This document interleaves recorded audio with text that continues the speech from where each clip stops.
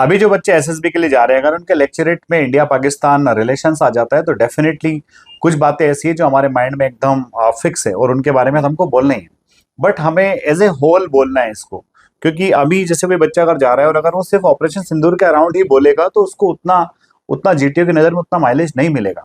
तो अगर आपको इंडिया पाकिस्तान के बारे में बोलना है तो कहाँ से आप शुरुआत करोगे? आप वहीं से शुरुआत करिए कि भाई रिलीजन के बेसिस पर पार्टीशन हुआ।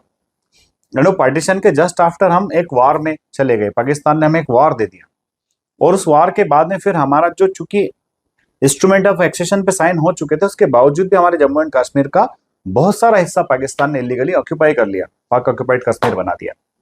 एंड वहां से हम चले थे, हमने सोचा था कि ठीक है अब रिलेशंस अच्छे हो जाएंगे, बट उसके बावजूद भी पाकिस्तान हमको चीट करता रहा। 65 में हमें वार लड़ना पड़ा और उसके बाद में फिर 71 में तो हद हो गई जब ईस्ट पाकिस्तान से रिफ्यूजीज हमारे यहाँ आने लगे और उस ईस्ट पाकिस्तान में काफी अनस्टेबिलिटी हो गई। वो उनके इंटरनल मैटर्स भले ही थे, चाहे वो लैंग्वेज की बात हो या फिर बाकी, बट कहीं ना कहीं वो रिफ्यूजीज जो हमारे नॉर्थ ईस्ट में आ रहे थे उससे हमारे वेस्ट बंगाल, असम जैसे राज्यों में काफी अनस्टेबिलिटी हो रही थी। तो हमने फिर पाकिस्तान के दो टुकड़े किए 71 में और 93,000 पाकिस्तानी सोल्जर्स को बंदी बनाए। उसके बाद में फिर पाकिस्तान को लगा ऐसा कि शायद हम इंडिया से डायरेक्ट वार में कभी जीत नहीं पाएंगे, ये लाइन आपको बोलना है।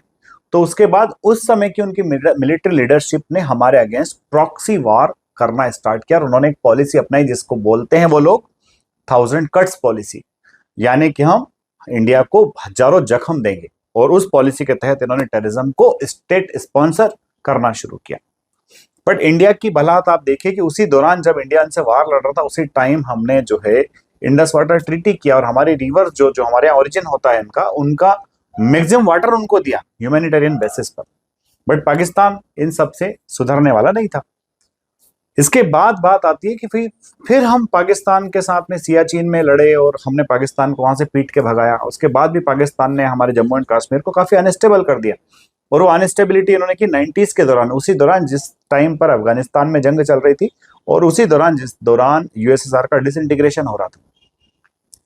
पाकिस्तान से हमारे उस टाइम के लीडरशिप ने खूब बातचीत करना चाहिए। हमारे प्राइम मिनिस्टर अटल बिहारी वाजपेयी जी ने परवेज मुशर्रफ को बुलाया, लाहौर में एक बातचीत हुई और उसके तुरंत बाद इन्होंने जो है हमें वार में झोंक दिया, दैट इज कारगिल वार। और कारगिल वार के बाद तो फिर काफी सारी घटनाएं हुई, आपने देखा। उसके बाद फिर इन्होंने हमारे पार्लियामेंट पर अटैक करा दिया, इन्होंने मुंबई अटैक करा दिया, इन्होंने जो है हमारे सीआरपीएफ के जवानों पर पुलवामा में अटैक करा दिया।